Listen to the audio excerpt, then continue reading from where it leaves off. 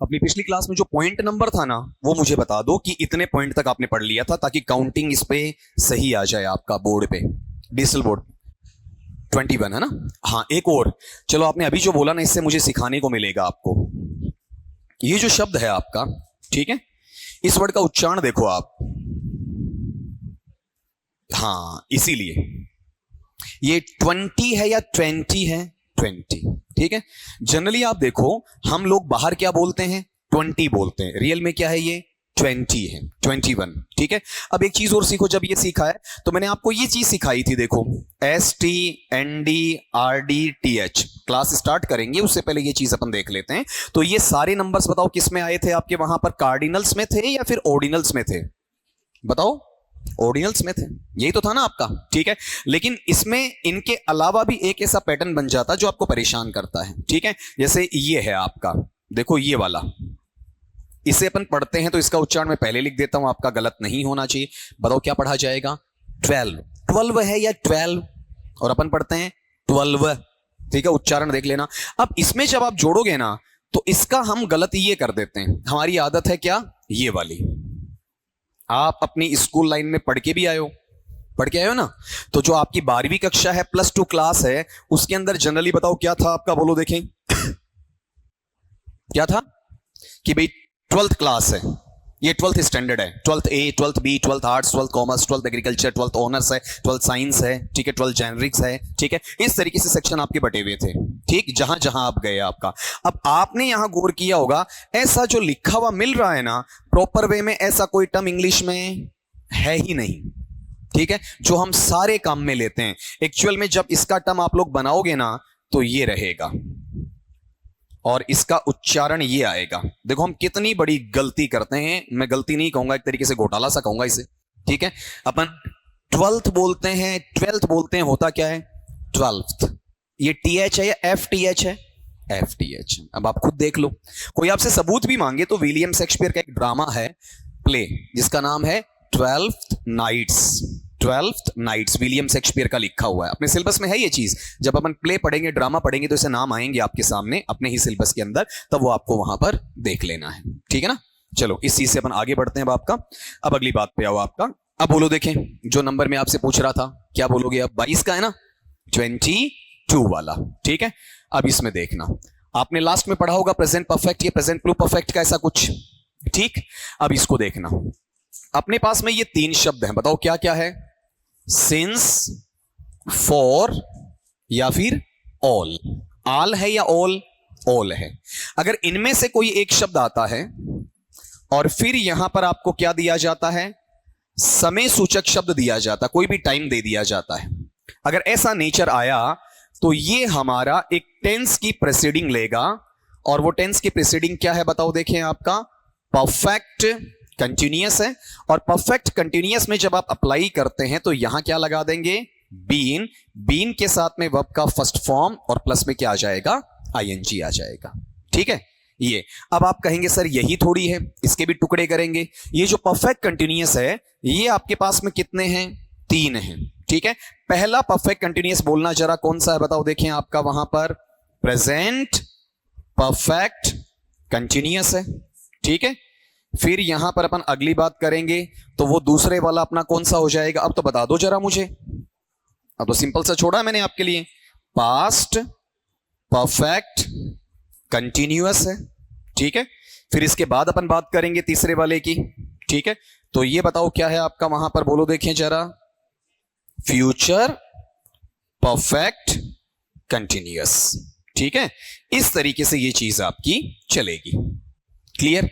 अब यहां present perfect continuous में हम ये लगाते हैं, क्या लगाते हैं?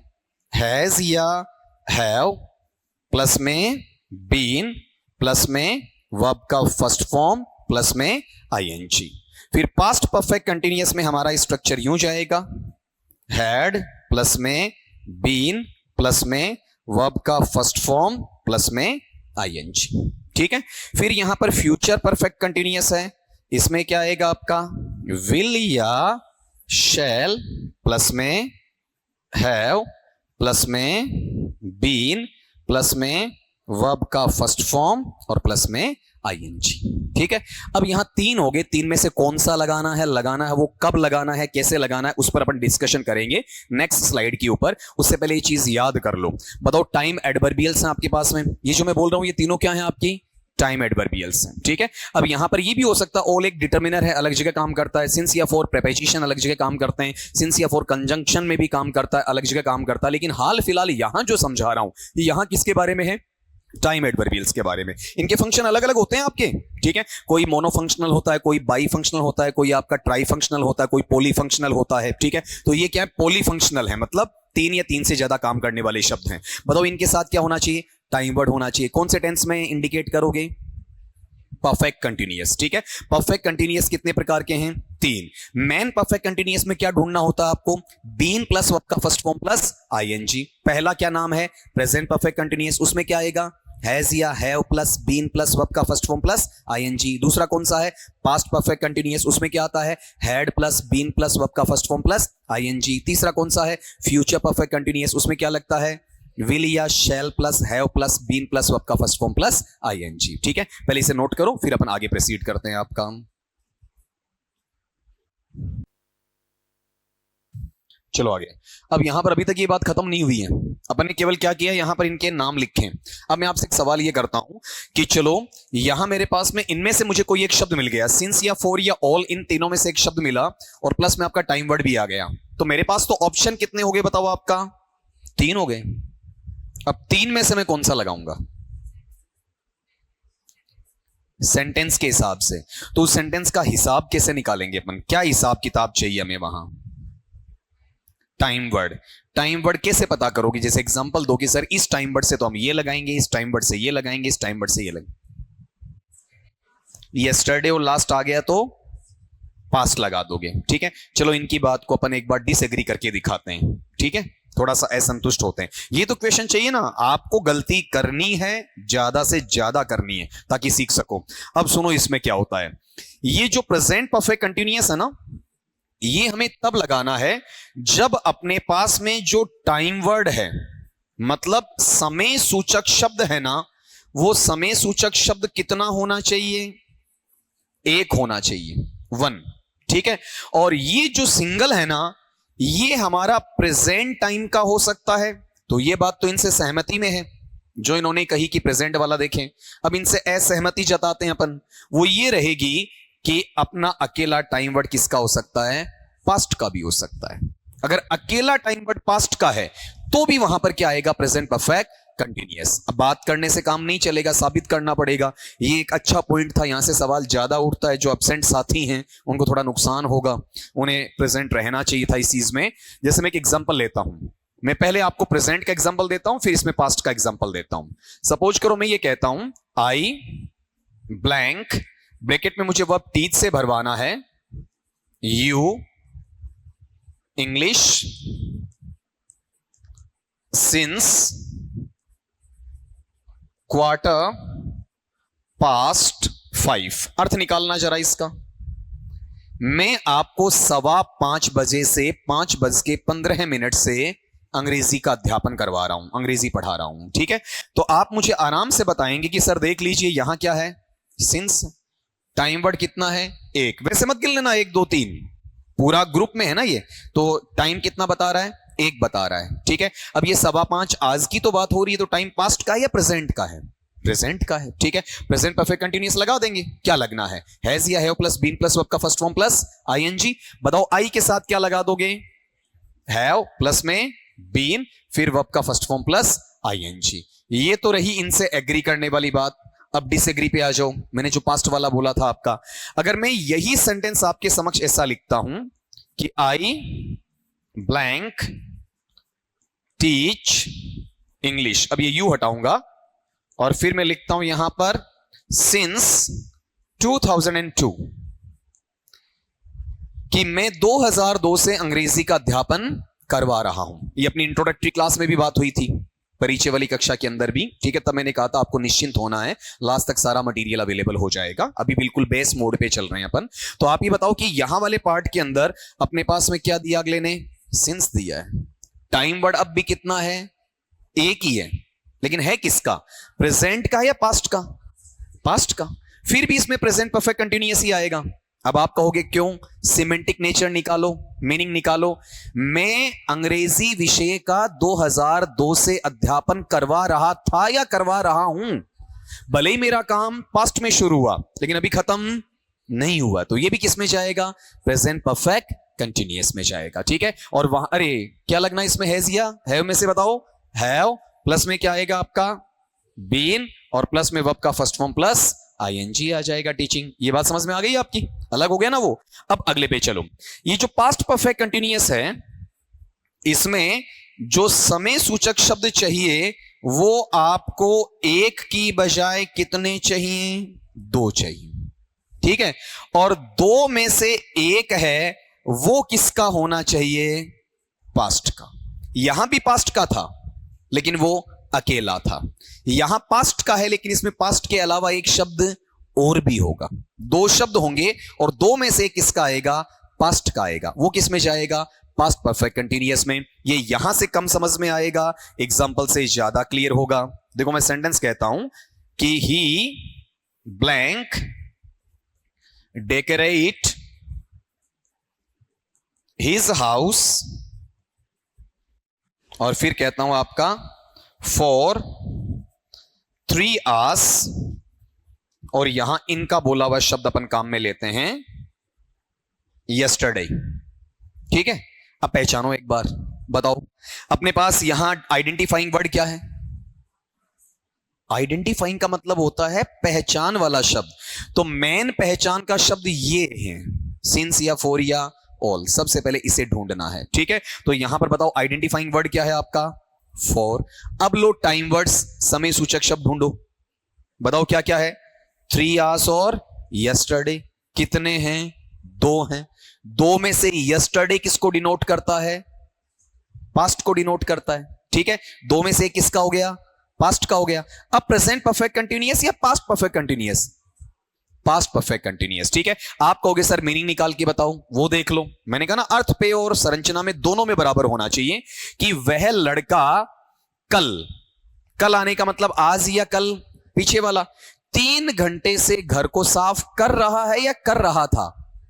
ठीक है, अपन इतना ही लिखते ना 3 घंटे से, तब वो क्या होता, 3 घंटे से साफ कर रहा है। अपन 3 घंटे हटा देते, केवल यस्टरडे लिखते तो वह कल से साफ कर रहा है। अब दोनों जोड़ दिए तो वह कल 3 घंटे से घर साफ कर रहा था। ठीक है, मतलब सजा रहा था। डेकोरेट करने का मतलब है क्लीनिंग करना और नई चीजें जोड़ना। ठीक है, साज सज्जा तभी आएगी जब सफाई भी होगी। तो यहां डेकोरेट का सिंपल मीनिंग होता है सजावट करना, लेकिन इसमें क्लीनिंग का मीनिंग छिपा हुआ है। तो पास्ट परफेक्ट कंटिन्यूअस में क्या लगाते हो, had, I we you they he she it name एकवचन बहुवचन सबके साथ हैड ही आएगा। इसमें सिंगुलर प्लूरल का कोई फर्क नहीं पड़ेगा। प्लस में यहां पर बीइंग लगना है। फिर डेकोरेट का क्या बना दोगे, डेकोरेटिंग बना दोगे। अब एक चीज और क्लियर कर दो कि यहां पर जो डेकोरेट है उसमें क्या आ रहा है आपका, ई आ रहा है। ई जो अक्षर है वो यहां से हट जाएगा। ये अपने पहले रूल में बात हो चुकी है स्मोकिंग वाले में। ठीक है, अब तीसरा पॉइंट इसमें और देखोगे आप, ये देखो इसमें भी आइडिया लग गया होगा। ये तो आप मुझे बता सकते हो आराम से, बोलो देखें। इसमें टाइम वर्ड आएगा या टाइम वर्ड्स आएंगे, टाइम वर्ड्स। एक आएगा या दो आएंगे, दो आएंगे। और उन दो में से एक किसको डिनोट करेगा, फ्यूचर को।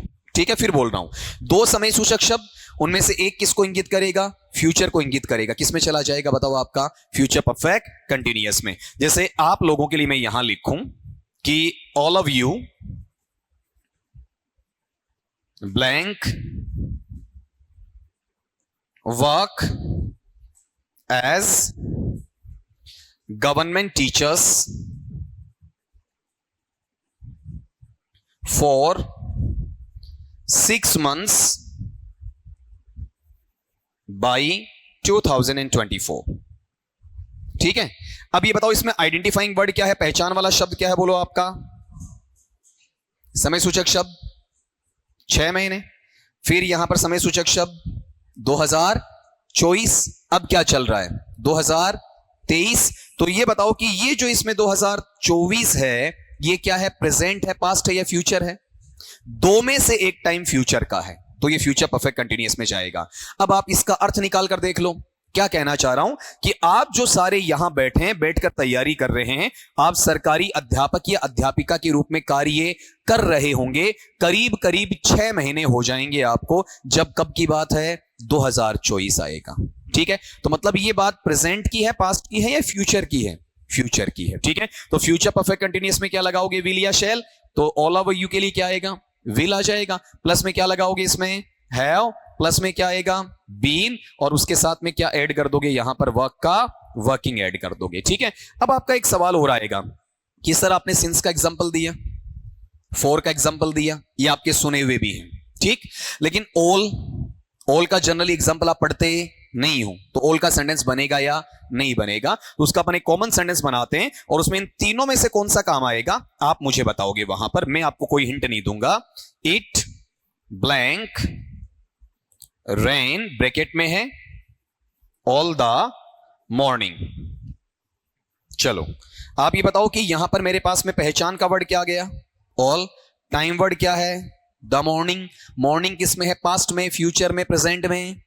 प्रेजेंट में है। ठीक है, इसका मतलब है सुबह से बारिश हो रही है। ठीक है, तो बताओ एक ही टाइम वर्ड है, प्रेजेंट को इंडिकेट कर रहा है, तो क्या ले लेगा, प्रेजेंट परफेक्ट कंटिन्यूअस। हैज या है प्लस बीन प्लस वर्ब का फर्स्ट फॉर्म प्लस आईएनजी। बताओ इट के साथ में सिंगुलर थर्ड पर्सन में क्या आना है, हैज, प्लस में पार्टिकल क्या जुड़ेगा, बीन, वर्ब का फर्स्ट फॉर्म प्लस आईएनजी। बताओ रेन का क्या हो जाएगा, रेनिंग। सारे सवालों का जवाब मिल गया।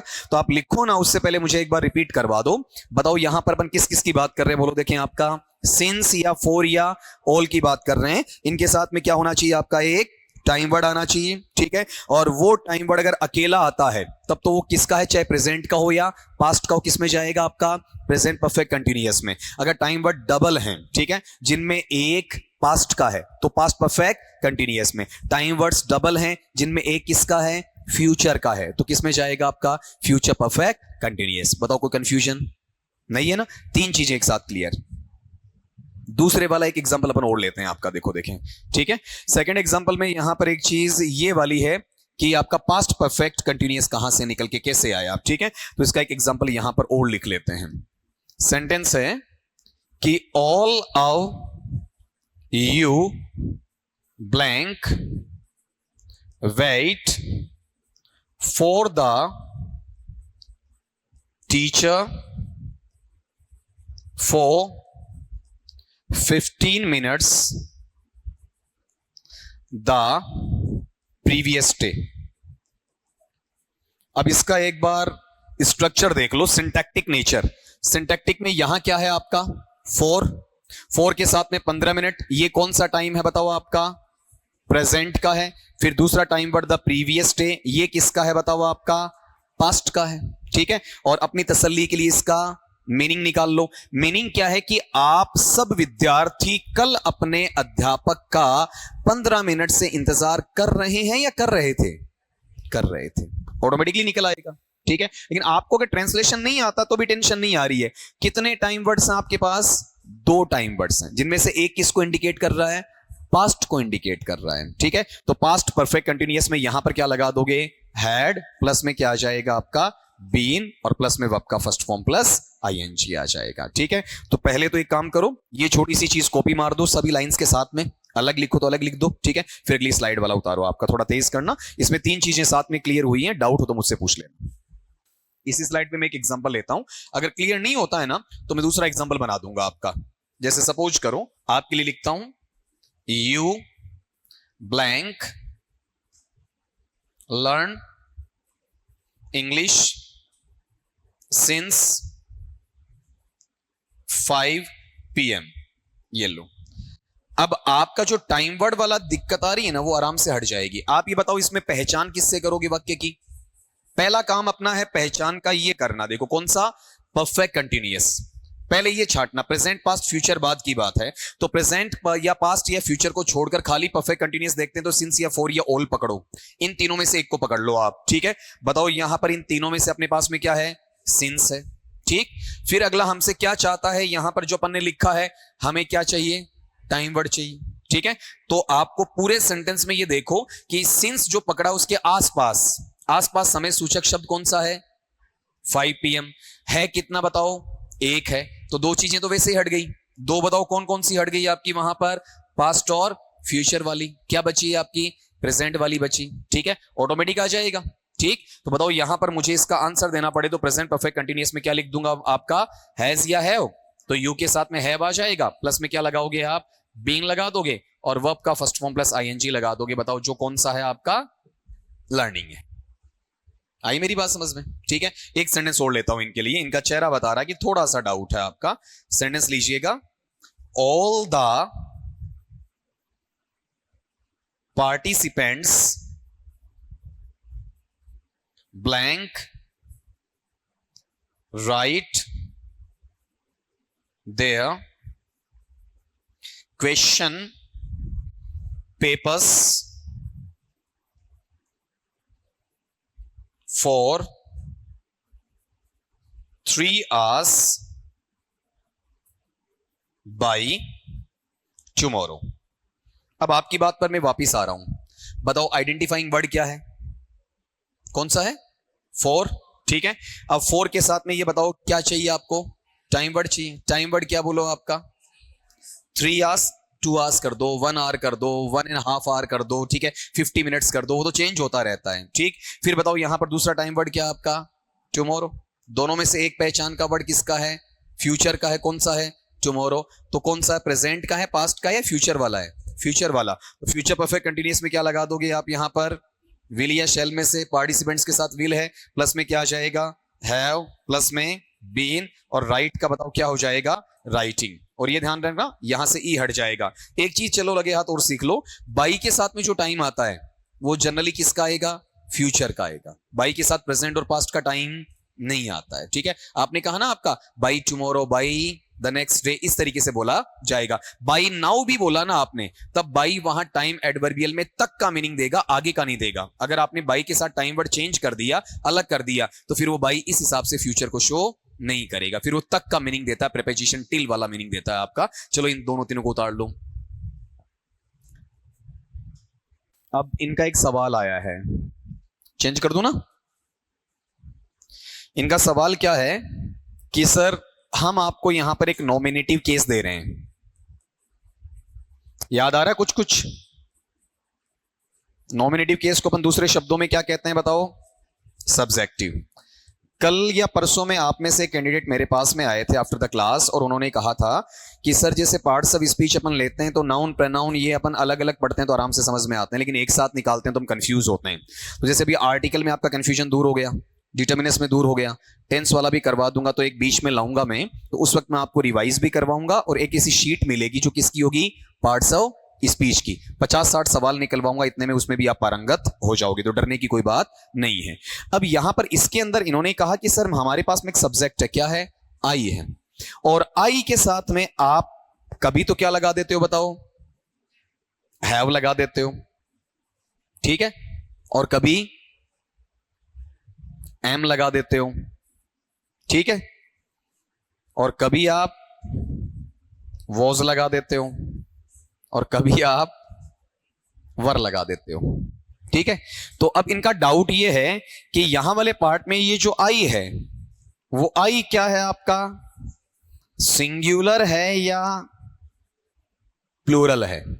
ये क्वेश्चन बना ना आपका, तो मैं आपसे पूछ लेता हूं उन भाई को छोड़कर, उनका तो सवाल है, बताओ आई एक वचन है या बहुवचन।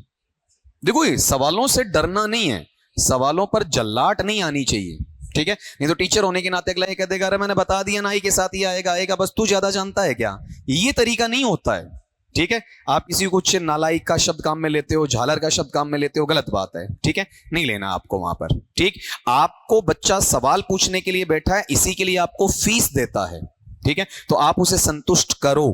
बाई हुक येन केन प्रकरण आपका जवाब आना चाहिए, ठीक है। आप बताओ ये सिंगुलर है कि प्लूरल, सिंगुलर, तो ये फिर वर और हैव क्यों आया। वर तो बहुवचन में आता है ना, हैव बहुवचन में आता है, मैंने तो बराबर हिस्सा कर दिया। और एक तीसरा पक्ष और लेकर आऊं, ये एम है ना, एम एक वचन बहुवचन की कैटेगरी में नहीं है। आप गौर करो आपके जोड़े क्या बनते हैं, डू डज दो, हैज हैव दो, ठीक है, या फिर वॉज वर दो, ठीक है। ये तो इधर इज एम आर 3 बन रहे हैं, इज एम और आर, तो एक वचन बहुवचन में तो इज और आर जाना चाहिए, इज एक वचन में और आर बहुवचन में, तो एम तो वैसे कुछ है ही नहीं ना, अलग पार्ट हो गया आपका। अब सुनो, इसमें क्या होता है कि हम समझते गलत तरीके से हैं। जो हमारे ग्रामेरियंस हैं, ग्रामेरियंस का मतलब क्या है आपका, व्याकरणाचार्य हैं, व्याकरणविद हैं, उन्होंने जब ये कहा कि हमारे पास में क्या आती हैं, ऑक्सिलियरीज आती हैं, ठीक है, तो इन ऑक्सिलियरीज के अंदर हमने दो प्रकार से पढ़े हैं। बताओ पहला कौन सा पढ़ा है आपका, प्राइमरी पढ़ा है, दूसरा क्या है आपका सेकेंडरी। जब आपको मॉडल पढ़ाऊंगा तो यहां मैं ये बात दोबारा बोलूंगा। फिर इसके अंदर इन्होंने इनका भी क्लासिफिकेशन किया है। क्लासिफिकेशन का मतलब वर्गीकरण किया है कि कौन से सब्जेक्ट के साथ कौन सी ऑक्सिलियरी आनी चाहिए। उन्होंने ये नहीं कहा कि सिंगुलर है ये ऐसे लगाओ, ऐसे कभी उन्होंने कैटेगराइजेशन नहीं किया है, कभी नहीं किया। उन्होंने ये कहा ये सब्जेक्ट्स हैं, इनके साथ ये लगाओ, ये सब्जेक्ट्स हैं, इनके साथ ये लगाओ। जैसे मैं आपको यहां पर ये बता रहा हूं कि अगर शुरू में अपन पढ़ते हैं तो वो ये कहते हैं कि आई वी यू दे, और क्या है आपका प्लूरल, इनके साथ हम क्या लगाएं, डू लगाएं, ठीक है। और वो क्या कहते हैं आपका ही, शी, इट, या फिर आपका किसी का नाम है, या फिर क्या है आपका सिंगुलर है, तो इसके साथ क्या लगाएं अपन, डज लगाएं। अब हम बेवकूफी क्या करते हैं, हम बेवकूफी ये करते हैं कि ये जो प्लूरल है ना और ये जो सिंगुलर है इसको तो छोड़ देते हैं और इनको, ये इधर वालों को ये समझना चालू करते हैं। अगला क्या कह रहा है, आई वी यू दे तथा प्लूरल। ये नहीं कह रहा कि ये पीछे वाले चार प्लूरल हैं, ये कह रहा है ही, शी, इट, नेम तथा सिंगुलर। ये नहीं कह रहा कि पीछे वाले सिंगुलर है, वो एक कोइंसिडेंस है, संयोग बनता है कि ये सिंगुलर है, कि ये एक वचन है, ये एक वचन है, ये एक वचन है, ये एक वचन। लेकिन अगला ये नहीं कह रहा है, ठीक है, ये सिंगुलर तो इनके अलावा बता रहा है कि एक वचन का बोध करवाता हो, ठीक है। यहां गौर करो, ये एक को बोध करवाएगा, ये ज्यादा को करवाएगा, ये दोनों को करवाएगा। यू क्या है, एक वचन का बोध भी करवाता है, और किसका करवाता है बताओ आपका, बहुवचन का भी करवाता है। और ये किसका करवाता है, बहुवचन का। सारी कैटेगरी मिक्स हो गई, ठीक है। लेकिन ये यहां इसको अपन क्या पढ़ जाते हैं, प्लूरल, गलत पढ़ते हैं। तो उन्होंने ये नहीं कहा कि ये जो अपने सब्जेक्ट्स है ना 8, इन्होंने उन्हें सिंगुलर या प्लूरल में नहीं माना, ठीक है। उन्होंने कहा ये तो सब्जेक्ट्स होने चाहिए और इनके अलावा प्लूरल होना चाहिए, या ये 4 सब्जेक्ट और इनके अलावा सिंगुलर होना चाहिए। हम पढ़ते ही गलत हैं, ठीक है। और ये कहते हैं कि ये सारे प्लूरल हैं और ये सारे सिंगुलर है। तो यहां तो हमारा तुक्का लग जाता है कि ये चारों सिंगुलर हैं, यहां लगता नहीं है। और ये कैटेगरी उन्होंने हर टेंस के लिए अलग अलग बांटी है। अब इसके आगे चलो आप जरा, ये तो किसका था, सिंपल प्रेजेंट का था ना, ठीक है। अब यहां प्रेजेंट प्रोग्रेसिव का चलो, उसमें बताओ क्या है, आई के लिए, अकेले के लिए क्या आ गया आपका, एम आ गया, ठीक है। मतलब उन्हें यहां सिंगुलर प्लूरल से मतलब नहीं था।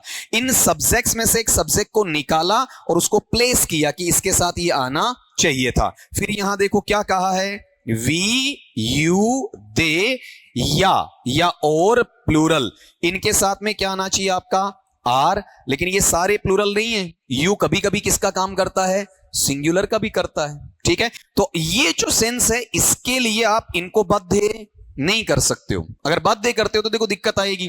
दिक्कत कैसे आएगी, आप चलो पास्ट सिंपल में, पास्ट सिंपल में देखो आपका आई वी यू दे, या फिर आपका प्लूरल है, ठीक है, या फिर आपका ही है, शी है, इट है, या फिर किसी का नाम है, या फिर सिंगुलर है, ठीक है। अब बताओ साहब, इन सब के साथ क्या आता है, डिड आता है। क्या डबल है हेल्पिंग वर्ब, नहीं है ना, अकेली है। ऐसा ही पास्ट परफेक्ट में भी मेरे पास में हेड कितना है, एक ही है, ठीक है। ऐसे कैटेगराइजेशन और बांटा उन्होंने। अब सिंगुलर प्लूरल का झंझट देखो कैसे खत्म होता है। यहां पर जब फ्यूचर सिंपल में जाओगे तो वहां देखना इसमें अगला क्या कहता है, आई और वी के साथ में क्या आएगा, शैल आएगा, ठीक है। जब आप सब्जेक्ट को सिंगुलर प्लूरल मानते हो ना तो वहां देखो कितनी दुविधा बढ़ती है। और फिर यहां क्या कहता है साहब, आपका यू आ जाए, दे आ जाए, और गौर करना यहां क्या कह रहा हूं, सिंगुलर आ जाए, ठीक है, या फिर आपका ही आ जाए, शी आ जाए, इट आ जाए, किसी का नाम आ जाए, ठीक है, या फिर आपका वहां पर प्लूरल आ जाए, तो इन सब के साथ क्या लगाओगे? विल। अब ये आपकी सिंगुलर प्लूरल की धज्जियां उड़ा देता है, ठीक है। गौर करो, यहां विल है, वो किसके साथ आ रहा है? एक वचन के साथ भी और बहुवचन के साथ भी। तो उन्होंने सब्जेक्ट्स का नॉमिनेटिव केस में क्लासिफिकेशन, कैटेगराइजेशन किया है कि हमारे पास इतने सब्जेक्ट्स बनते हैं, इसकी ये कैटेगरी बना सकते हैं और इस कैटेगरी के साथ में ये आएगा, ठीक है। जैसे उन्होंने प्रॉपर नाउन की कैटेगरी बनाई कि प्रॉपर नाउन का पहला अक्षर कैसा आना चाहिए? कैपिटल आना चाहिए। बाकी चारों जो आपके सब पार्ट है उनका पहला अक्षर कैपिटल नहीं होना चाहिए वाक्य के बीच में, ठीक है। अब हम गलत तरीके से पढ़ गए। हम क्या पढ़ गए? ये वाला सारा प्लूरल, ये वाला सिंगुलर। ये अब से नहीं घूम रहा है, काफी सालों से, जब से पढ़ा रहा हूं तब से धक्के चढ़ रहा है, ठीक है। वहां पर क्या है कि भाई एक बार बच्चे के दिमाग में डाला जाता है, अब जब आप उनसे ये कहोगे ना, ठीक है, तो उनका कई बार सवाल का जवाब सवाल होता है, आई सिंगुलर है या प्लूरल, तो सवाल ये होता है यू सिंगुलर है या प्लूरल, तो उनका जवाब आएगा दोनों है, ठीक है। फिर वहां पर अगर ऐसा है कि दो कैटेगरी बांध रखी है, तो फिर आपका डिड अकेला ही क्यों है, हैड अकेला ही क्यों है, ठीक है। उनका भी वो कहते हैं कि चलो कॉमन मान लिया, तो फिर ये बताओ यहां पर ये क्या हुआ? यहां तो सिंगुलर और प्लूरल दोनों के साथ क्या आ रहा है? आपका विल आ रहा है। अभी तो इसकी धज्जियां और उड़ती हैं ग्रामर में। जब आप इसे 100% के भाव में काम में लेते हो, डिटर्मिनेशन, डेडिकेशन, ठीक है, या डिवोशन है, प्रोमिस है, थ्रेट है, चैलेंज है, तो ये उल्टा भी होता है। तब आई और वी के साथ क्या आ जाएगा? विल आ जाएगा, और बाकी के साथ विल की जगह क्या आ जाएगा? शैल आ जाएगा। तो ग्रामर होती है कंटेक्चुअल। कंटेक्चुअल का मतलब है जो फंक्शन के हिसाब से काम करता है, ठीक है, ना कि वहां पर किसी एक पैटर्न पे काम करता है। सिर्फ एक पैटर्न पे काम नहीं करेगा। आपने गौर किया होगा, अभी अभी मैंने लिखा था आई के साथ में क्या लेते हैं अपन? वोज काम में लेते हैं, लेकिन उसका मुझे कंटेक्स्ट चेंज करना है। सामान्य स्थिति में आई वोज देता है, एक वचन बहुवचन से कोई मतलब नहीं है वहां, ठीक है। लेकिन अगर वही मुझे कल्पना का अर्थ देगा, तो आई क्या ले लेगा? वर ले लेगा। है तो वही, आई में कितना है? एक है। आपके हिसाब से अपन पढ़े तो वो तो एक वचन ही हुआ, ठीक है, लेकिन वहां ये काम नहीं करता, उसका कंटेक्स्ट क्या हो गया? चेंज हो गया, ठीक है। इसलिए कभी भी आप किसी बच्चे को भी बताओ तो पूरा खोल के समझाओ, ठीक है। बच्चे को ये मत समझाओ, यहां वाली ये गड़बड़ी मत करो कि ये सारे प्लूरल हैं। आप ये कहो कि ये चार सब्जेक्ट्स अलग हैं और इनके अलावा बहुवचन की बात करें तो क्या लगाएंगे? डू लगाएंगे। अपन क्या करते हैं? रट्टा मरवा देते हैं, ठीक है। और हम क्या पढ़ते हैं? आई, वी, यू, दे, या प्लूरल, ठीक है। नहीं, या नहीं है, और प्लूरल, तथा प्लूरल। या और में बहुत फर्क है, ठीक है। या बोलने का मतलब तो आपने इसे बराबर मान लिया, और का मतलब इसमें जोड़ा है, बराबर नहीं माना है। साहब ये उन लोगों की गलती है जिन्होंने ग्रामर किस हिसाब से डील की है कि टेंस 3 होते हैं, फिर धीरे धीरे लोग आए टेंस 2 होते हैं। ऐसे भी पढ़ाने वाले मिलेंगे आपको, भाई साहब दोनों ही होते हैं। अगर आप टेंस को टाइम के साथ रिलेट करोगे तो कितने हो जाएंगे? 3। खाली सिंपल फंक्शन पे रखोगे तो कितने हो जाएंगे? 2। जो आदमी आपको यह कहता है कि टेंस 2 होते हैं, 3 को नकारता है, गलत कहता है। जो आदमी ये कहता है कि टेंस 3 होते हैं और 2 को नकारता, वो भी क्या है? गलत कहता है, ठीक है। दोनों स्थितियां हैं, लेकिन दोनों का यूज क्या है? अलग अलग। मैं कहूं आई के साथ हमेशा वोज आएगा तो भी मैं गलत हूं।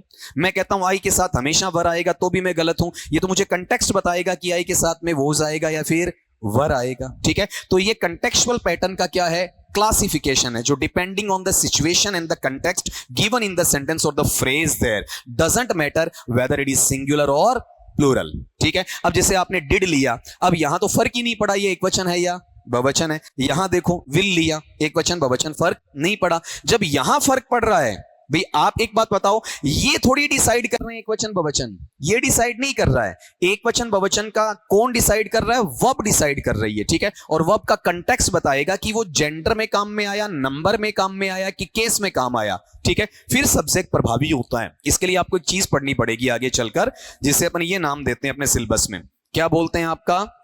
बेसिक सेंटेंस पैटर्न्स, ठीक है। तो यहां गौर करना, कोई भी सेंटेंस अकेले सब्जेक्ट से फॉर्म नहीं होता है, ठीक है। जैसे इस तरीके से पढ़ोगे, सब्जेक्ट है और वर्ब है, सब्जेक्ट है, वर्ब है और ऑब्जेक्ट है, सब्जेक्ट है, वर्ब है, ऑब्जेक्ट है और ऑब्जेक्ट है, ठीक है। या सब्जेक्ट है, वर्ब है और क्या है आपका वहां पर? एडवर्ब है, ठीक है। इस तरीके से चल रहे हैं ना, ये 7 हैं टोटल आपके, मैं सातों बताऊंगा, लेकिन मैंने यहां जैसे जगह खत्म हुई तो ये चार जो लिख दिए, ये बताओ क्या बिना वर्ब के किसी सेंटेंस की उम्मीद कर सकते हो? नहीं कर सकते। ठीक है, तो वर्ब का जो डेकोरम है वो अलग है, खाली सब्जेक्ट सब कुछ नहीं हो सकता है। ठीक है, सब्जेक्ट एक पार्ट जरूर है, लेकिन सारा काम वहां पर नहीं कर सकता। इंट्रोडक्टरी भी है, जहां मेन सब्जेक्ट नहीं मिलता है, आप इट से काम चलाते हो, देर से काम चलाते हो, जिसे आप एग्जिस्टेंशियल कहते हो, इंट्रोडक्टरी कहते हो, न्यूट्रल सब्जेक्ट का नाम भी देते हो। तो ये जो है अच्छा सवाल मानूंगा, इसलिए मानूंगा कि ये मार्केट में घूम रहा है। अगर आपने बच्चों को डरा दिया, फटकार दिया, जवाब नहीं दिया, तो फिर आपकी खुद की टीचिंग स्किल है उस पर भी क्या लगता है? क्वेश्चन मार्क लगता है। तो उनको पहले जब टेंस पढ़ाओ तो ये चीज जरूर बता दो, ठीक है, कि भैया इनमें अंतर है। ठीक है, आप इसकी वजह से इन सब को प्लूरल नहीं कह सकते। ठीक है, और उन्हें समझाओ आई में संख्या कितनी है? एक है। और आई के साथ यहां एम क्यों अलग बांटा? अपने पास प्राइमरी ऑक्सिलरी कितनी है? 11 है। ठीक है, तो 11 का उन्हें क्या करना था? क्लासिफिकेशन करना था कि कौन सा किसके साथ हम लगाएं। ठीक है, तो ग्रामेरियन ने कहीं ना कहीं से शुरुआत की है। ठीक है, तो वहां पर उन्होंने सबके साथ क्या कर दिए? अलग अलग बांट दिए। ठीक है, इस हिसाब से बटे, ना कि ऐसा कि संख्या पे बटे कि वहां पर आई एक है तो वो हमेशा एक वचन ही रहेगा। ठीक है, आई वहां पर एक की बजाय दो का भाव नहीं देगा। ठीक है, ये मीनिंग में तो ठीक है, लेकिन जब यूज करेंगे तो ये चेंज भी हो जाएगा आपका। ठीक है, एक एग्जांपल और देता हूं मैं आपको। आप जब टेक क्वेश्चन पढ़ते हो ना, तो टेक क्वेश्चन में ऐसा लिखा हुआ आता है, I am a scholar. Tag question बनाना समझते हो ना, पॉजिटिव का नेगेटिव वगैरह बनाते हो। उसमें क्या होता है, जो आपका हेल्पिंग वर्ब या ऑक्सिलरी, उसमें आप नोट जोड़ते हो कॉन्ट्रैक्शन में, एन अपॉस्ट्रोफी टी जोड़ते हो। ठीक है, इज का इजंट होता है, डू का डोंट होता है, डज का डजंट होता है, हैव का हैवंट होता है, हैज का हैजंट होता है। ठीक है, डिड का डिडंट होता है, हैड का हैडंट होता है। तो वैसे कायदे से एम का क्या होना चाहिए? एमंट होना चाहिए, लेकिन एमंट बनता ही नहीं है। ठीक है, बताओ क्या बन रहा? बोलो आपका वहां पर एमंट या आरंट? आरंट आई। ये लो, एक ही जगह क्या हो गए? दो हो गए। वही अपन कहते हैं ना, आई के साथ एम। आई के साथ एम क्यों यार? आर भी आता है। ठीक है, अब ये आर किसके साथ आ रहा है? आई के साथ आ रहा है ना।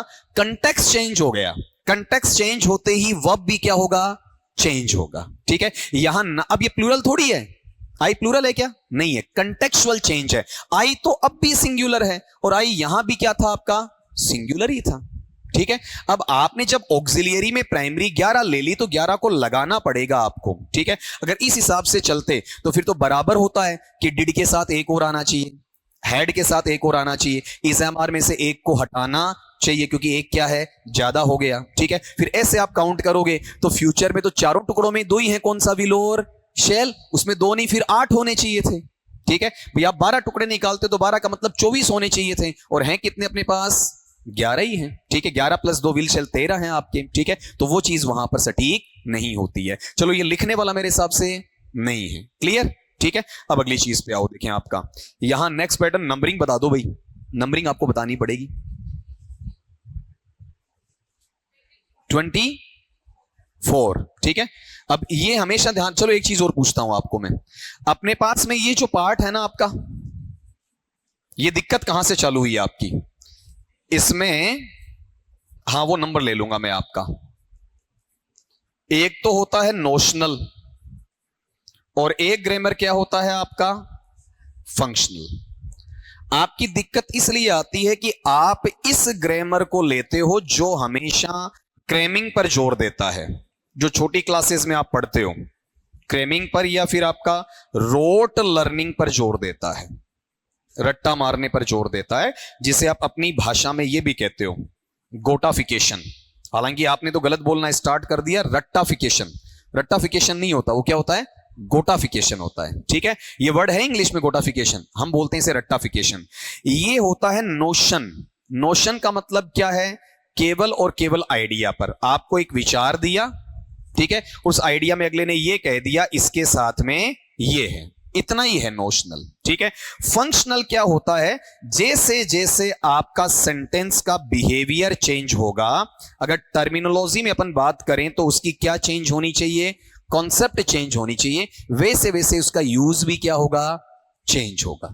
ठीक है, वो यहां इस रट्टे की तरह नहीं रहेगा। ठीक, मैं आपसे यहां सेंटेंस ऐसा कहता हूं आपका कि आई विल कम टुमारो, मैं कल यहां आऊंगा।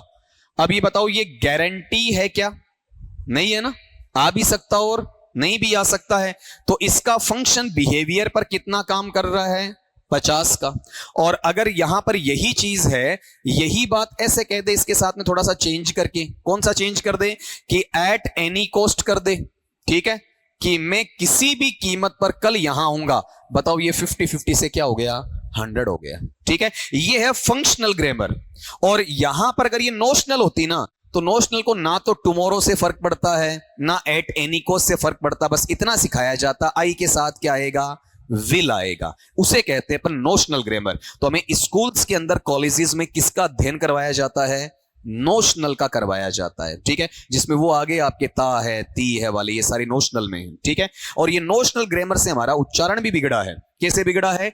इस तरीके से पढ़ाना, कै, ये मैंने पहले भी बोला होगा, ये फंक्शनल नहीं है, ठीक है। अगर फंक्शनल होती है तो इंग्लिश में बार खड़ी नामक कोई चीज होती नहीं, ठीक है। आप कहीं ढूंढ लेना, अभी आपको कह रहा हूं कि बार खड़ी को अंग्रेजी में क्या कहते हैं। जो सर्च मारना है, विकिपीडिया, इंसाइक्लोपीडिया, गूगल, शूगल, कोई किताबें, कोई बड़ी लाइब्रेरी, सारी सर्च मार के देखना, 2-4 दिन जो अपना टाइम लो ले लेना, मुझे आकर बताना कि बार खड़ी को अंग्रेजी में क्या कहते हैं। कुछ भी नहीं कहते। बार खड़ी को बार खड़ी कहते हैं, क्यों? क्योंकि बार खड़ी अंग्रेजी में चलती ही नहीं है। हम भारतीयों ने चलाई है, बाकी किसी भी देश के अंदर, यूरोपियन कंट्रीज में इंग्लिश में कोई बार खड़ी नहीं होती है, ठीक है। हमने अपना पैंतरा लेने के लिए किसमें? नोशनल के अंदर, ठीक है। जबकि फंक्शनल होता है, फंक्शनल में कॉन्सेप्ट के अकॉर्डिंग चीजें चलती हैं, ना कि नियमों के ऊपर चलती हैं। चलो बहुत सारी बहस हो गई इसमें, तो चलो एक इंटरेस्टिंग इश्यू निकल कर आया। टीचर को भी मजा आता है कि साइड से हटकर एक बिंदु आया है, उस पर वो कुछ बोल सके, नहीं हमेशा घिसा पीटा बोलता ही आया वो आपका, वो चीज तो उसके लिए फिंगर टिप्स पर हमेशा रहती है, ठीक है। ये देखो इस टाइप के हैं जो आपको सामना करना पड़ेंगे। ये सवाल इस तरीके से हैं, जैसे मैं कहता हूं आपके पास एक शब्द है, क्या है? कबूतर। क्या आया लास्ट में? तर आया, ठीक है। फिर मैं कहता हूं आपके पास एक शब्द है, क्या है? तीतर। क्या आया लास्ट में? तर आया। मैं कहता हूं आपके पास में क्या है? एक वर्ड है कपोतर, लास्ट में क्या आया? तर आया, ठीक है। मैं कहता हूं एक वर्ड है आपके पास में, कौन सा? चकोतर, लास्ट में क्या आया? तर आया। अब मैं क्या करूंगा? 5वां ऐसा शब्द बताओ जो पक्षी हो और लास्ट में तर आए। पता है नहीं है, फिर भी आपको फंसाऊंगा, ठीक है। मतलब जिसका कोई ग्राउंड नहीं है। बहुत सारी चीजें, जैसे मैंने आपको बोला ना, बार खड़ी का अंग्रेजी में शब्द बताओ, नहीं है, पता है, फिर भी मैंने सवाल जनरेट कर दिया, क्योंकि क्यों बोलना बड़ा आसान है, ठीक है। अब ये छोड़ो आप, मुझे तो एटलीस्ट एक वर्ड बता दो, कोई भी एक शब्द बता दो जिसमें AEIOU वर्ड का मतलब प्रॉपर नाउन में किसी भी आदमी या औरत का नाम बताओ जिसमें इनमें से एक भी अक्षर नहीं होना चाहिए। आप पहले तो अपना ही नाम बोल लो ना, मन मन में स्पेलिंग AEIOU, इनमें से एक भी अक्षर नहीं होना चाहिए, आदमी या औरत का नाम होना चाहिए। बताओ, सवाल बिना ग्राउंड का है। अगर प्रॉपर नाउन में किसी आदमी औरत का नाम बनाओगे तो सार्थक देना है, और सार्थक देने का मतलब वाउल इंक्लूड होना चाहिए। आपको पुरानी चीजें याद नहीं आ रही हैं? जैसे वो बूढ़े आदमी बैठे बैठे, वो मारवाड़ी में क्या कहते हैं? फाड़ी, इंग्लिश में पहेली, आपके पजल, हिंदी में पहेली, कि मैं फाड़ी आडा वया, ठीक है। ये फाड़ी को जवाब दे, आर्डर दिखा दिखानी कि एक बूढ़ो आदमी गांधी जी हो, ठीक है, जो कहो तैरनो को नहीं आतो। अरबी आदमी ने नदी पार कर जानो हो, ठीक है, क्या तानी? आटो पिसाबा तानी, ठीक है। और या फिर बाल कटवा तानी, मतलब जो कन तैरनो को नहीं आवे, तो जवाब पड़े कमाई नहीं कि भाई है ही को नहीं, दोनों काम होना ही को नहीं। आटा तो पिसा हुआ होता है, बाल बेचारे के थे नहीं, ठीक है। तो बताओ ये सवाल है ये ग्राउंड, लेकिन आपको झेलना पड़ेगा। आपको पहले तैयार कर रहा हूं। इन क्लासेस अगर एक ओवर एक्स्ट्रा ऑर्डिनरी बच्चा होता, पक्का मिलेगा, हर क्लास में 1-2 बच्चा पक्का मिलेगा, उस बच्चे की आपको रिस्पेक्ट करनी है, उसके क्रॉस क्वेश्चन का आपको जवाब देना है, विथ एक्सप्लेनेशन देना, उसे डांटना नहीं है। अगर सवाल पूछने पर टीचर डांटेगा, इसका मतलब वो टीचर की क्या है? वीकनेस है, कमजोरी है, ठीक है। अगर आपको नहीं भी पता ना, उसे 1 या 2 दिन में खंगालो और फिर उसका उसे क्या दो? आपका जवाब दो। इंग्लिश में कोई चीज बिना लॉजिक के नहीं है, बिना लॉजिक के अंग्रेजी में एक भी बात नहीं है। हर चीज का क्या है? लॉजिक है, ठीक है। जैसे आप अपन ये कहते हैं कि पार्ट्स ऑफ स्पीच बांटे, तो सबसे पहले उन्होंने ही तो बताए ना हमें कितने हैं, 8। वो चाहते तो क्या कर सकते थे? 6। वो चाहते तो 10 भी कर सकते थे। अब जो उन्होंने बताए वही तो अपन ने लिए हैं। अब उसका कंपैरिजन आप हिंदी से थोड़ी कर लोगे। हिंदी में संज्ञा कितने प्रकार की होती है? 3, ठीक है। इंग्लिश में कितनी है? 2। अब बताओ, हिंदी और इंग्लिश का कंपैरिजन नहीं हुआ ना। अपन तो ऐसा भी कह सकते हैं इंग्लिश में 3 है तो हिंदी में 2 नहीं, इंग्लिश में 2 है तो हिंदी में 3 क्यों है? ऐसा अगर सवाल अपन पूछते हैं तो ये भी क्या हो गया, बिना ग्राउंड का हो गया। जैसे प्रोनाउन की बात करते हैं तो इंग्लिश 10 तक चला जाता है, हिंदी कितने पर रह जाता है? 6 पर रह जाता है। शब्दों की बात करते हैं, हिंदी 7.5 लाख पर पहुंच जाता है और इंग्लिश आपका 2.5 लाख पर रह जाता है। तो सबके ग्रामेरियन क्या थे? आपके अलग अलग थे, ठीक है। उन्होंने सोच समझकर भाषा को क्या किया? आपका इजाद किया, ठीक है। हिंदी में वर्ण कितने हैं आपके? अक्षर, हिंदी तो पढ़कर आए हो? अरे टोटल मिला के 52 नहीं बोलते हो, ठीक है। लेकिन इंग्लिश में अक्षर कितने हैं? 26 है। कहां 52 कहां 26, फिर भी इंग्लिश बराबर काम करती है ना। तो हर भाषा का अपना अलग स्ट्रक्चर है, ठीक है।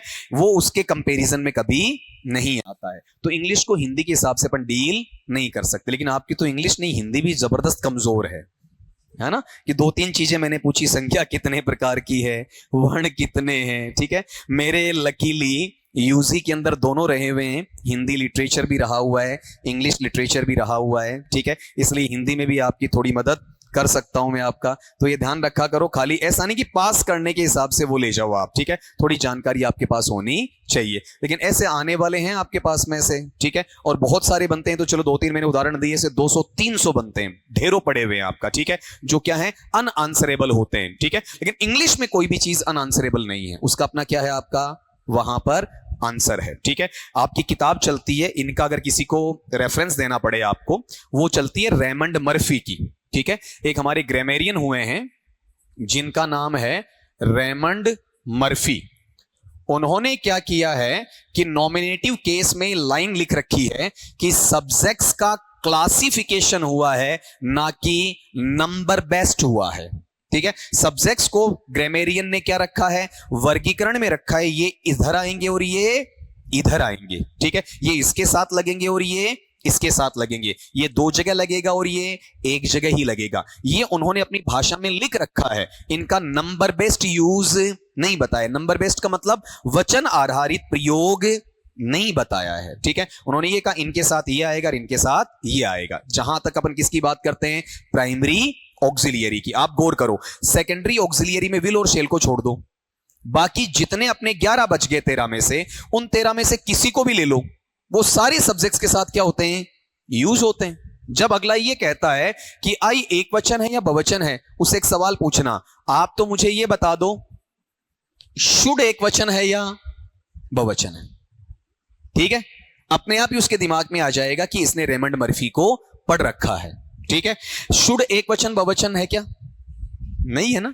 क्लासिफिकेशन के अकॉर्डिंग यूज हो रहा है, ना कि नंबर के अकॉर्डिंग या वचन के अकॉर्डिंग। इसे वचन से कोई मतलब नहीं, ठीक है। तो ये भी तो ऑक्सिलियरी है, शुड भी ऑक्सिलियरी है, एम भी ऑक्सिलियरी है, आर भी ऑक्सिलियरी है, हैव भी ऑक्सिलियरी है, विल शेल भी क्या है? आपका ऑक्सिलियरी है, ठीक है। तब इनके लिए मैंने कुछ नाम गिनाए थे आपको पहले, रेफरेंस बुक वाले। ये वहां नहीं मिलेंगे, अरियंथ मेयर इनमें नहीं मिलेंगे, लूसेंट हुसेंट मेयर, ठीक है। इनके लिए आपको जैसे रेनन मार्टिन है, टॉमसन एंड मार्टिनेट है, जोफ्री लीच है, ठीक है, माइकल स्वान है, रेमंड मर्फी है, रॉबर्ट पियर्सन है, ठीक है। इन जैसे राइटर्स को आपको पढ़ना पड़ेगा, तब जाके ये चीज क्लियर होती है, ठीक है। सवाल जनरेट तभी होता है जब आप थोड़ा डीप का मैटर पढ़ते हो, अदरवाइज नहीं होता है। चलो वापिस लौट चलो, कहते हैं ना, अब घर लौट चले। क्यों? थोड़ा सा बाहर आ गए अपन घर वाली स्थिति से। नंबर 23 है आपका, इस पे देखो, देखें 23 वाले में कुछ शब्द हैं आपके पास में, वो भी किस में जाएंगे आपके लिए? टाइम एडवर्बियल्स पर ही जाएंगे। और टाइम एडवर्बियल्स में ये कोई ज्यादा शब्द नहीं है, गिने चुने से हैं आपका।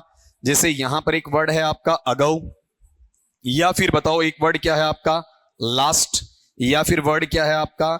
यस्टरडे, ठीक है, या फिर वर्ड क्या है आपका? The previous. और देखो यहां पर जो ये वर्ड लिख रहा हूं ना मैं, डे, इसको ब्रैकेट में डाल रहा हूं, ब्रैकेट में तो यहां भी डालूंगा मैं इसे। और इसके अलावा क्या हो सकता है आपका? द डे, इसे भी यहां ब्रैकेट में डालूंगा। और फिर है आपका बिफोर। ये लो, ये ब्रैकेट में क्यों डाला मैंने? ये भी अपन रट्टा मारते हैं, यहां भी नोशनल में गलती करते हैं। हमारी दिमाग में यस्टरडे यस्टरडे यस्टरडे, गलत बात है। डे के अलावा भी शब्द जुड़ सकता है, यस्टर नाइट हो सकता है, यस्टर सीजन हो सकता है, यस्टर आफ्टरनून हो सकता है, यस्टर मॉर्निंग हो सकता है, यस्टर बेच हो सकता है, यस्टर सीजन हो सकता है, यस्टर डिकेड हो सकता है, यस्टर सेंचुरी हो सकता है, यस्टर मिलेनियम हो सकता है। मतलब ये डे वर्ड क्या है? रिप्लेसेबल है। ये चेंज वाला, इसे भी अपन क्या पढ़ते हैं हमेशा, क्या रट्टा मारते हैं, the previous day, the previous night क्यों नहीं हो सकता, ठीक है, द प्रीवियस मॉर्निंग क्यों नहीं हो सकता, इसलिए इसे ब्रैकेट में लिखा गया आपका, ठीक है। अगर इनमें से कोई चीज आपकी आती है तो ये किस में चली जाती है बताओ, देखें आपका, ये तो आसान है ना, पास्ट सिंपल या सिंपल पास्ट या पास्ट इंडेफिनिट में चली जाती है। और इसमें बताओ अपने पास में अफर्मेटिव है, मतलब सकारात्मक वाक्य है, तो अफर्मेटिव के अंदर अपन यहां पर क्या लगा देंगे बताओ, देखें पास्ट फॉर्म लगा देंगे, वर्ब का सेकंड फॉर्म। और अगर अपने पास में क्या है बताओ, यहां पर नेगेटिव है, ठीक है, तो नेगेटिव में अपन यहां पर क्या लगा देंगे आपका, did plus not plus verb का फर्स्ट फॉर्म, ठीक है। अब एक और जवाब मिल जाएगा, बताओ आई के साथ क्या है, डिड ही है। अब डिड यहां ना तो एक वचन है और ना ही ये बहुवचन है, आगे ना बात, खाली बताओ नंबर बेस्ड है या क्लासिफिकेशन बेस्ड है, क्लासिफिकेशन। तभी मैंने कहा इंग्लिश लॉजिकल है, इंग्लिश तुक्के पर नहीं चलती है, उसका आधार है वो हमें नॉलेज में होना चाहिए। जैसे यहां पर मैं एक सेंटेंस बनाता हूं, आई ब्लैंक और फिर लिखा है मीट ह द लास्ट डे, कि मैं उस महिला से बीते हुए कल को मिला। तो आप ये बताओ कि इस सेंटेंस के अंदर मुझे यहां वाले पैटर्न में क्या मिल रहा है, लास्ट मिल रहा है ना, देखो दा भी आ रहा है, आर्टिकल भी निकाल लो, लास्ट कौन सा नंबर है, ऑर्डिनल नंबर है, फर्स्ट और लास्ट नेक्स्ट ये सारे ऑर्डिनल हैं, क्या ले रहा है आपका, दा ले रहा है, ठीक है। बताओ यहां पर क्या चाहिए, पास्ट सिंपल अफर्मेटिव है, क्या चाहिए वर्ब का सेकंड फॉर्म, मीट की तीनों फॉर्म बहुत बार डिस्कस हुई हैं, मीट मैट मैट, एक ई क्या हो जाएगा, कम हो जाएगा आपका, ठीक है। ये लो चलो अपन एक सेंटेंस इसका नेगेटिव भी लिख देते हैं, कोई इशू नहीं है, कि ही ब्लैंक, यहां पर वर्ड है slap you the day before. The day before समझते हो ना आपका, एक दिन पहले वाला, कि उसने तुम्हें परसों थप्पड़ नहीं मारा था, तुम झूठ क्यों बोल रहे हो, ठीक है। तो आप ये बताओ कि यहां वाले पार्ट पे अपने पास पहचान के लिए वर्ड क्या है आपका, द डे बिफोर है, ठीक है, और ये जाएगा पास्ट सिंपल में, ठीक है। और मुझे यहां पर क्या चाहिए आपका, नेगेटिव चाहिए, तो मैं यहां पर ये लो ऐड कर देता हूं, कौन सा, नॉट स्लेप, ठीक है। अगर खाली स्लेप होगा तो आंसर आएगा स्लैप्ड, ठीक है, और नॉट स्लेप है तो आंसर क्या आ जाएगा बताओ आपका, डिड नॉट स्लैप, इस तरीके से आएगा। स्लैप का मतलब क्या होता है, थप्पड़ मारना, झापड़ मारना, इस तरीके से, ठीक है, चांटा मारना भी कह सकते हो आप उसे। लेकिन एक चीज ये बताओ, यहां जब स्लैप का सेकंड और थर्ड फॉर्म में लूंगा तो बताओ क्या बनेगा आपका, स्लैप्ड, उच्चारण करना, स्लैप्ड, टे, डे या टे, टे आएगा, बोलो एक बार, स्लैप, स्लैप्ड, स्लैप्ड।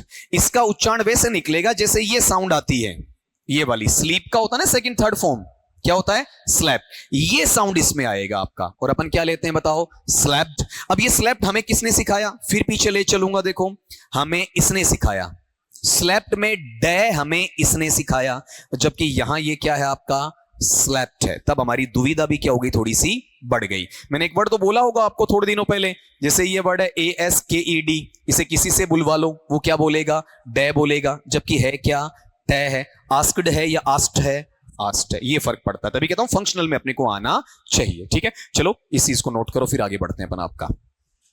अब आपके ये भी जैसे एक दिन मैंने बताया था आपको, तो जो मैं ये चीज कह रहा था वो यही थी कि आपको इसे थोड़ा सा फंक्शनल देखना है ना।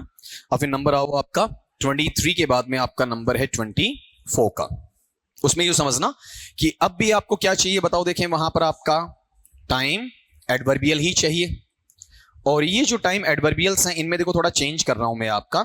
ये वर्ड पढ़ना जरा, मैं क्या लिख रहा हूं, लिखते ही बता देना, क्या है आपका, टुमारो, या फिर क्या है आपका, द नेक्स्ट डे। ये सबको पता है कि अब डे आपका चेंज भी हो सकता है, या फिर क्या टर्म है बताओ आपका इसमें, द फॉलोइंग डे, डे इसमें भी चेंज हो सकता है, या फिर क्या है आपका, द डे आफ्टर, डे इसमें भी आपका चेंज हो सकता है, ठीक है।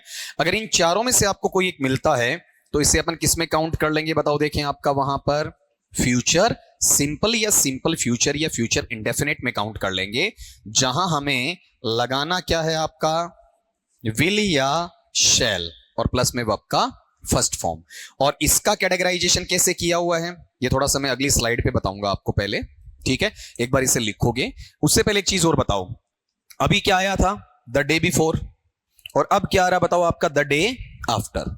आज का दिन उसे क्या कहेंगे आप, टुडे, प्रेजेंट डे। आने वाले कल को क्या कहेंगे, टुमारो या द नेक्स्ट डे, ठीक है। और जो पीछे वाला कल है उसे क्या कहेंगे? Yesterday, previous day, the last day, ऐसा ही बोलेंगे। अब जो आने वाला परसों है वो क्या हो जाएगा? द डे आफ्टर, ठीक है। पीछे वाला परसों वो क्या है आपका? द डे बिफोर है। समझ गए इस चीज को? ठीक है, एक बार रिपीट करो, फिर इसके एग्जांपल्स अपन लेंगे, इसमें ये समझेंगे आपका। बताओ कौन कौन से शब्द हैं? Tomorrow, the next day, the following day, the day after, future simple, simple future है, फ्यूचर इंडेफिनिट में क्या ले लेगा? विल या शेल प्लस वर्ब का फर्स्ट फॉर्म। सिंपल सी थिंग है, ठीक है। नोट करो, फिर आगे बढ़ते हैं इसमें। ये जो चीज आपके सामने लिखी हुई है ये बताएगा कि आई और वी के साथ क्या आ सकता है? शैल, और रिमेनिंग के साथ विल। आई और वी के साथ क्या आ सकता है? विल, और रिमेनिंग के साथ शैल आ सकता है। ये ऊपर वाला ढर्रा तब है जब काम हो भी सकता और नहीं भी हो सकता है, और नीचे वाला तब है जब काम होने की पूरे चांसेस होते हैं, जिसमें क्या क्या भाव आ सकते हैं? थ्रेट या धमकी, वार्निंग या चेतावनी, प्रोमिस या वायदा, वो या शपथ, प्लेज या प्रतिज्ञा, डिवोशन या श्रद्धा या आस्था, डिटर्मिनेशन दृढ़ निश्चय, और डेडिकेशन आपका समर्पण हो जाएगा, ठीक है। तो यहां पर जनरली अपन देख रहे हैं कि मैं आपको एक गिफ्ट दूंगा, मतलब दे भी सकता हूं, नहीं दे सकता हूं, तो आई के साथ क्या है? शैल है। और मैं कहता हूं कि मैं आपको एक कलाई घड़ी दूंगा अगर आप दौड़ जीतते हैं, तो ये मेरा वादा है, वायदा है। तो वादा या वायदा या प्रोमिस के लिए मैंने आई के साथ में उल्टा क्या लगा दिया? विल लगा दिया। मतलब ये अलग अलग यूज भी किए जा सकते हैं, ठीक है। ये एग्जांपल तो आपने नोट कर लिया होगा, सिंपल सा इसमें जरूर डाल देना। कौन सा आपका? He will meet me tomorrow. ये नीचे मत लिखना क्योंकि ये आगे वाली स्लाइड पे आ गया था आपका, ठीक है। फिर अपन एक पॉइंट इसमें भी और देखेंगे, ये अपना हो जाएगा 25 का 25 वाला वहां पर, ठीक है। तो 25 वाले पे अपन लेते हैं, लिख दिया। अब 25 वाले पे देखना जरा, अपने पास में ये टर्म आएगा कि अगला यहां पर एक शब्द देता है बाई, और बाई के साथ में मुझे क्या इंडिकेट कर देगा? बताओ आपका टाइम वर्ड दे देगा, समय सूचक शब्द दे देगा, ठीक है। और ये मैंने पहले भी बोला था कि बाई के साथ में ये जो टाइम वर्ड आएगा, ये टाइम वर्ड बताओ किसको इंडिकेट करवाएगा? फ्यूचर टाइम को, बोला था ना अपन ने, ठीक है। लेकिन बाई यहां पर क्या है? प्रेपोजिशन नहीं है, टाइम एडवर्बियल है, ठीक है। यहां प्रेपोजिशन का काम नहीं कर रहा है। ऐसा हुआ तो इसमें जिस टेंस को आपको लिखना है, याद करना है, वो क्या है आपका? फ्यूचर परफेक्ट है। और फ्यूचर परफेक्ट होने का मतलब आप इसमें क्या अप्लाई करेंगे? विल, या फिर क्या आएगा? शैल, प्लस में क्या आ जाएगा आपका? हैव, और प्लस में क्या आ जाएगा? इसमें वर्ब का थर्ड फॉर्म आ जाएगा, ठीक है।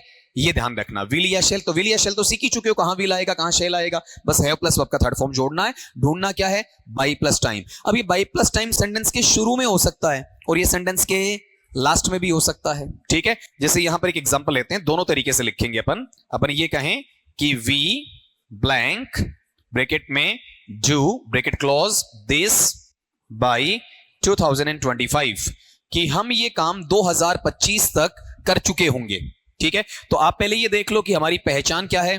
बाई है, टाइम आ गया 2025, टाइम भी किसका है? फ्यूचर का है, सारी बात क्लियर है। तो यहां फ्यूचर परफेक्ट में विल या शैल, अब ये 50-50 वाला है तो वी क्या ले लेगा? शैल ले लेगा, प्लस में क्या आएगा? हैव आ जाएगा, और फिर क्या आ जाएगा? डू का थर्ड फॉर्म डन। डू की तीनों फॉर्म क्या है? डू, डिड, डन, ठीक है। अब इसी सेंटेंस को आप मोल्ड करवा दो, सेम सेंटेंस को ही अलग क्यों लिखूं? ये टाइम पहले आ सकता है, मैं क्या लिख दूंगा बताओ आपका? बाई 2025 या 2025। एक चीज ये ध्यान रखना, ये जो शून्य है ना, ज़ेरो, जिसे उर्दू में आप सिफर कहते हो, ठीक है, इसे इंग्लिश में नोट के नाम से भी जाना जाता है, नोट NOT, ठीक है। जब इसे एक एक डिजिट में पढ़ोगे ना आप, तो क्या बोला जाएगा? 2025, ठीक है। ऐसा भी पढ़ सकते हो 2025, लेकिन आजकल अगर कोई आपको बोलता हो मिले ना 207, इसका मतलब 207 है, ठीक है। तो कहीं कंफ्यूज मत होना यहां पर। अभी ऐसा करते ही मुझे अगर टाइम पहले लगाना तो यहां पर मैं कोमा लगा दूंगा, पंक्चुएशन मार्क, खाली इतना सा डिफरेंस आएगा, बाकी सेम सेंटेंस रहेगा आपका। तो अपन आगे ऐसा लिख देंगे वी, फिर वही अगला हमसे पूछ लेगा आपका इस तरीके से। आंसर में कोई चेंज वहां पर नहीं होना है आपका। तो यहां पर जो इसका आंसर आपको बनाना है, बताओ क्या हो जाएगा? Shall have done. मैंने ये 2 बार क्यों लिखा? ये समझाने के लिए कि अपना बाई प्लस टाइम सेंटेंस के लास्ट में भी आ सकता है और सेंटेंस के शुरू में भी आ सकता है, ठीक है। क्यों? इसे नोट कर दो आपका, यहां ये लिख देना, ये टाइम एडवर्बियल है, ये प्रीपोजिशन का काम नहीं कर रहा है, ठीक है। देखो देखें, जहां से आपने क्लास की स्टार्टिंग ली है उस पर अपना डिस्कशन अलग अलग हो चुका है। बताओ, सबसे पहले तो अपन ने एक चीज ये सीखी थी कि 12 का 12th बनता है या 12th बनता है? 12th, ठीक है। इसका उच्चारण 20 है या 20 है? 20 है, ठीक है। अगली बात, अपन सीधा सीधा टॉपिक पे आ गए थे। बताओ क्या क्या मेरे पास में? सिंस या फॉर या ऑल। इन तीनों में से एक प्लस में क्या है, टाइम वर्ड है। किस में जाएगा आपका, परफेक्ट कंटिन्यूअस में। क्या लगेगा, बीन प्लस वर्ब का फर्स्ट फॉर्म प्लस आईएनजी। कितने प्रकार के परफेक्ट कंटिन्यूअस हैं, 3। पहला कौन सा, प्रेजेंट परफेक्ट कंटिन्यूअस। क्या लगाते हैं, हैज या have plus been plus verb का फर्स्ट फॉर्म प्लस आईएनजी, जिसमें टाइम वर्ड कितना हो, सिंगल, चाहे प्रेजेंट का हो चाहे पास्ट का हो। ठीक है, फिर अगला कौन सा है, पास्ट परफेक्ट कंटिन्यूअस, जिसमें क्या लगाते हैं, had plus been plus verb का first form plus I N G. Time words कितने होने चाहिए, डबल, एक पास्ट का होना जरूरी है। फिर तीसरा कौन सा था, फ्यूचर परफेक्ट कंटिन्यूअस। क्या लगाते हैं, विल या shall plus have plus been plus verb का फर्स्ट फॉर्म प्लस आईएनजी। दो टाइम वर्ड्स में से एक किसका होना चाहिए, फ्यूचर का होना चाहिए। फिर इसके अपन ने एग्जांपल्स देख लिए थे यहां पर। फिर नेक्स्ट थिंग अपने पास ये आई थी, चलो ये तो अपना डिस्कशन हो गया था उन वाला कि आई सिंगुलर है या प्लूरल है आपका, काफी लंबा चला ये। बताओ अगली कौन कौन से वर्ड थे आपके, ago, last, yesterday, the previous day, the day before. किसमें गया आपका, पास्ट सिंपल या सिंपल पास्ट या पास्ट इंडेफिनिट में, अफर्मेटिव में वर्ब का सेकंड फॉर्म, नेगेटिव में डिड नॉट प्लस वर्ब का फर्स्ट फॉर्म था। ठीक है, फिर अगली बात पे अपन आते हैं। बताओ इसमें क्या था, tomorrow, the next day, the following day, the day after. Future simple simple future या फ्यूचर इंडेफिनिट में बताओ क्या ले लेगा, विल या शेल प्लस वर्ब का फर्स्ट फॉर्म ले लेगा।